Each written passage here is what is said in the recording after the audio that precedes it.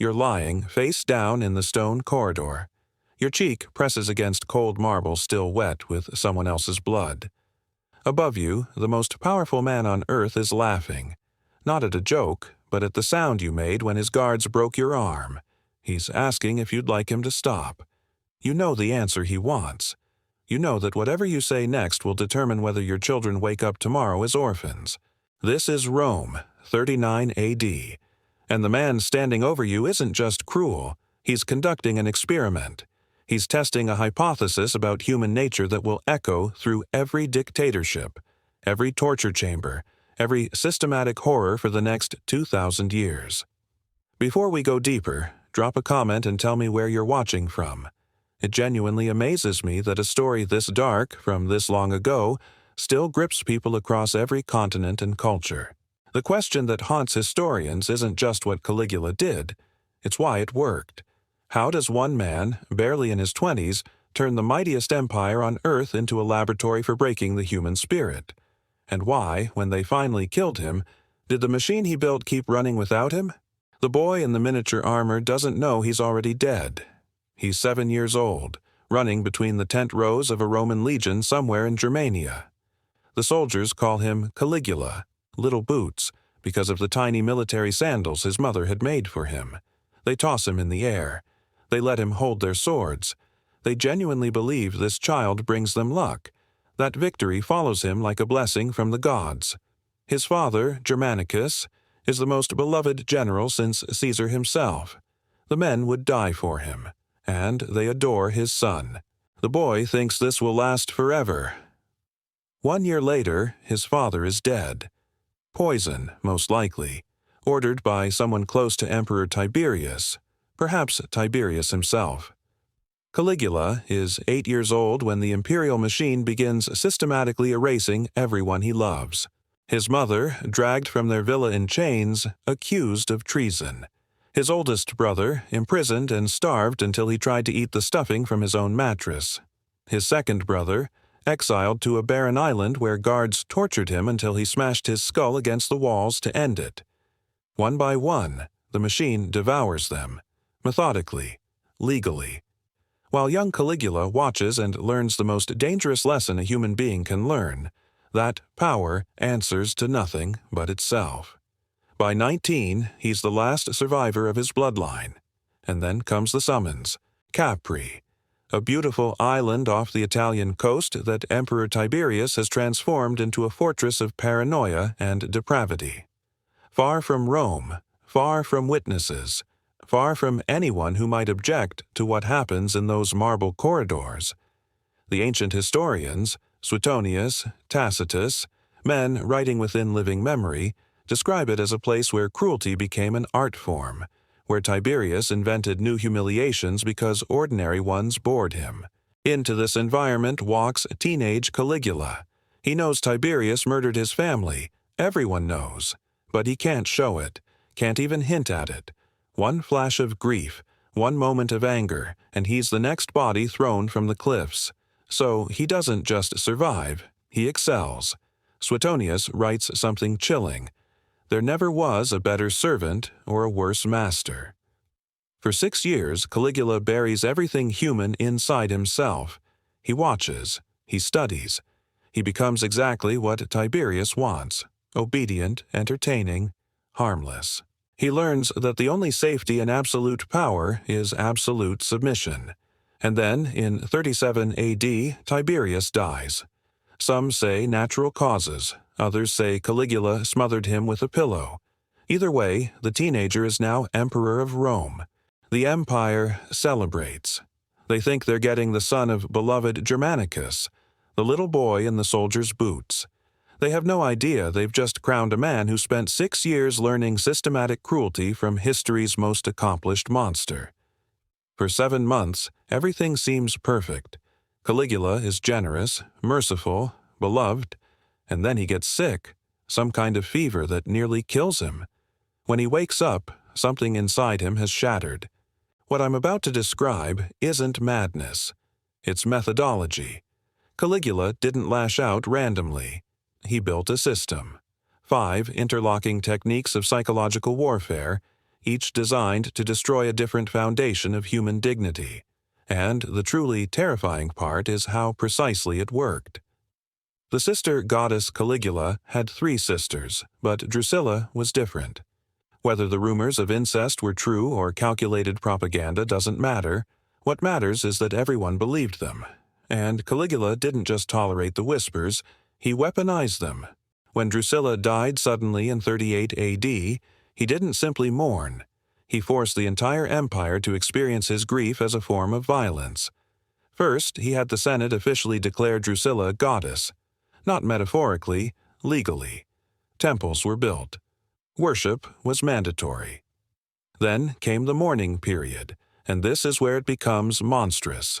It is now a capital crime to laugh. It is now a capital crime to bathe. It is now a capital crime to dine with your family. Imagine that world. Your child giggles at breakfast. Do you laugh? Do you punish them for being a child? Every moment of natural human joy becomes a death sentence. A merchant smiles at a customer. Someone reports him. A woman hums while washing clothes. Her neighbors hear it. Caligula had discovered something emperors before him only suspected. You can legislate emotion. You can criminalize happiness. You can make an entire population carry your pain whether they want to or not. And once he realized he could control how people felt, he started experimenting with what else he could take from them. The imperial brothel. What came next is so disturbing that historians still debate whether it actually happened or was propaganda invented by his enemies. But here's what the ancient sources claim. Caligula established a brothel inside the imperial palace, not for his private use, for the public, as a business. And it wasn't staffed by common prostitutes. It was staffed by the wives and daughters of Rome's aristocracy. He had heralds announce it in the streets. Different rates for married women versus unmarried. Special pricing for virgins from senatorial families. And here's the detail that transforms it from cruelty to systematic destruction. He kept ledgers, detailed records, names, dates, transactions, the bureaucratic accounting of human degradation. Think about what this does to a Roman nobleman. Your entire identity is built on family honor. Your lineage stretches back centuries. Your name is carved in marble across the city. And now your daughter's name is in a ledger, her body priced like grain or wine. And you can do absolutely nothing, because objecting means watching your entire family die. He wasn't just violating their families. He was destroying the one thing Roman aristocracy valued more than life itself: reputation, legacy, the immortality of the family name. But there was something even more devastating than public humiliation. The banquet of predation. You're sitting at an imperial dinner, your wife beside you. Around you, 50 senators with their wives, everyone drinking wine that tastes like fear. Caligula stands. The room goes silent. He begins walking between the tables, looking at the women. His eyes are clinical, evaluative. He stops at your table, looks at your wife, inspects her teeth, her hair, the shape of her body, the way you'd examine a horse you're considering buying. He doesn't ask permission, doesn't acknowledge you exist. He simply takes her hand and leads her toward his private chambers. You sit there. The man beside you stares into his cup. Everyone pretends this isn't happening, because everyone knows, if you stand, if you object, if you show any emotion at all, you'll never leave this room alive. And neither will she. And neither will your children. 20 minutes pass. 30. The conversation around you is brittle, forced. Someone attempts a joke. It dies in the air. Finally, he brings her back. She won't look at you.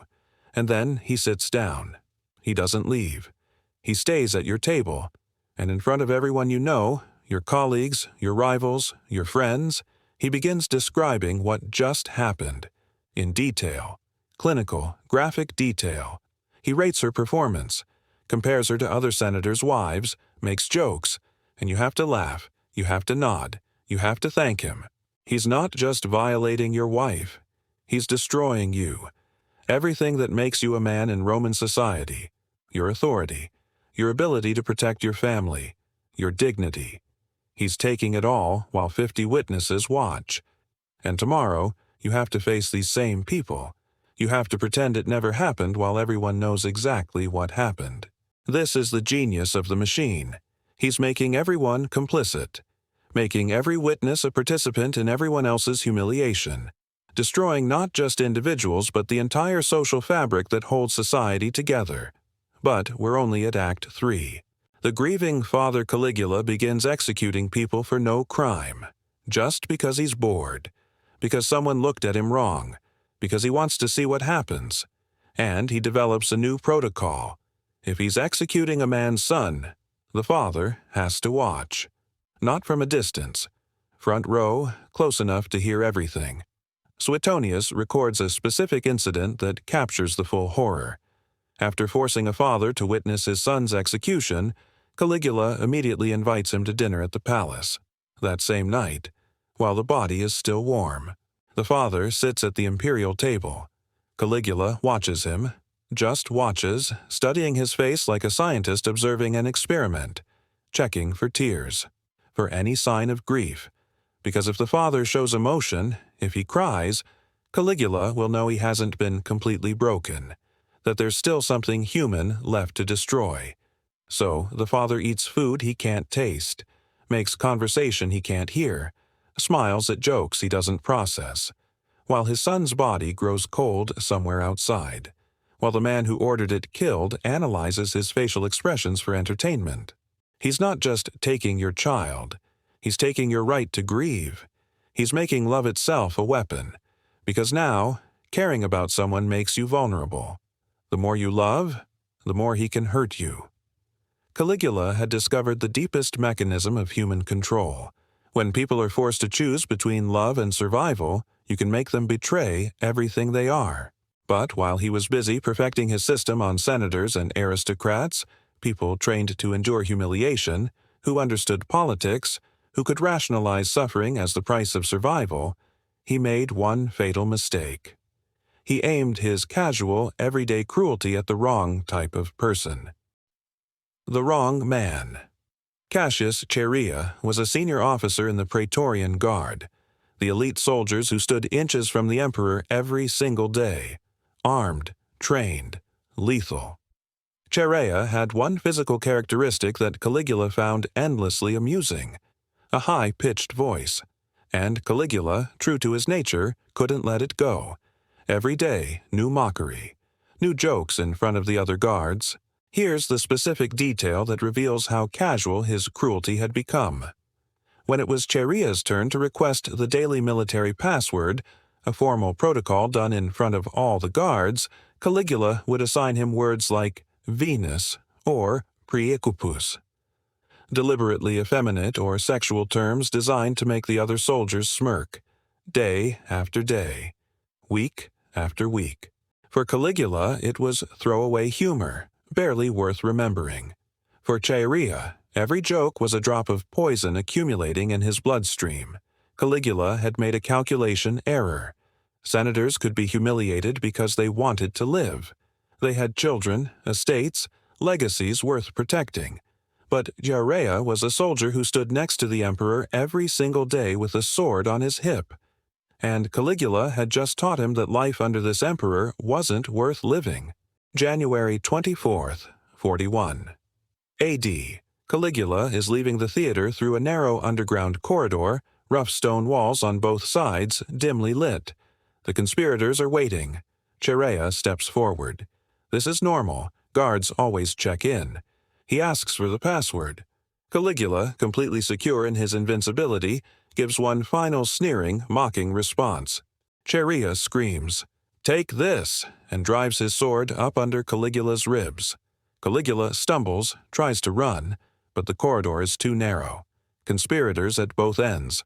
They swarm him. 30 stab wounds according to the sources. 30 times the blade goes in.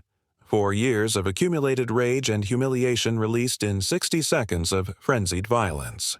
The monster is dead, and that's when it gets worse. The conspirators find Caligula's wife, Caesonia. She knows what's happened. She can hear the screaming. She's begging, pleading, trying to reason with armed men who've just killed an emperor. They stab her to death. Then they find the nursery. Caligula's daughter, Julia Drusilla, is maybe 2 years old. A soldier picks her up. While she's crying for her mother, he swings her head first into a marble wall. They have to eliminate the entire bloodline. No one who could grow up and seek vengeance.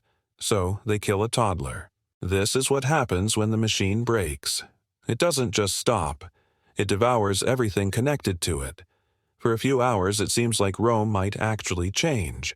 The Senate gathers. They debate restoring the Republic, eliminating emperors entirely. For the first time in generations, there's genuine discussion about what Rome should be. And then the Praetorian Guard makes a decision. While the Senate talks, soldiers are looting the palace. One of them hears something behind a curtain. He pulls it back and finds a man hiding there, middle-aged with a stutter and a limp. Claudius, Caligula's uncle. The family embarrassment everyone thought was harmless, probably brain-damaged from childhood illness. The guard looks at him and sees opportunity. The Praetorians carry Claudius to their camp and proclaim him emperor. While the Senate is still debating the future of the Republic, the army has already decided. The system survived. Here's what haunts me about this story. Caligula ruled for 3 years, 9 months, and 8 days. In the scope of Roman history, that's nothing. A blip, a footnote. And yet 2,000 years later, we're still talking about him. Why? Because he proved something terrifying about power, that the entire machinery of a state, its laws, military, bureaucracy, can be converted into instruments of personal psychological warfare. He didn't work outside the system. He made the system his weapon. The ledgers in the imperial brothel? That's bureaucracy doing its job. The forced mourning for Drusilla? That's law enforcement doing its job. The banquets where he violated senators' wives? That's imperial hospitality doing its job. Every atrocity was technically legal because he was the law. And when he died, the machine didn't die with him. It just found a new operator. Look at what came after. Nero, Domitian, Commodus, Elagabalus. Each one adding new techniques, new refinements to the blueprint Caligula had revealed, because he'd shown every future tyrant exactly how to break human beings systematically, psychologically, completely. After Claudius became emperor, he had most of Caligula's records destroyed. The ledgers, the correspondence, the documents, burned. The histories we have were written decades later from fragments, memories, and rumors, which means what I just told you, the 5 techniques, the systematic terror, that's only what survived the purge. Imagine what we lost. Imagine what was so disturbing that even in an empire that crucified thousands and fed people to lions, they decided it needed to be erased from history. The blueprint never disappeared, though. It's still out there, in the architecture of every dictatorship, in the methodology of every systematic oppression, in the knowledge that when one person controls everything, law, military, truth itself, there's no mechanism to stop them except waiting for them to die or be killed. Suetonius wrote that Caligula was the best of servants and the worst of masters. He learned tyranny by becoming the perfect victim first. He studied under Tiberius, absorbed every technique, wore the mask of loyalty until he didn't need it anymore. That's the real warning. The greatest threats don't announce themselves. They learn. They adapt. They wait. There's a detail that doesn't appear in most histories but appears in Suetonius. When they finally dragged Caligula's mutilated body from that corridor, his face was so destroyed they couldn't tell if his eyes were open or closed. Whether he died surprised or whether, in those final seconds, he understood that his machine had finally met something it couldn't break. A soldier with nothing left to lose. The question Caligula answered, the one that echoes through every century since, is this: how much of your humanity will you surrender to survive? How many humiliations will you endure? How many people you love will you watch suffer before the cost of living becomes greater than the cost of dying? He found the exact mathematical point where the human spirit breaks, and he turned it into a science. That knowledge didn't die in that corridor. It just waits, in the blueprint, for someone else to read it.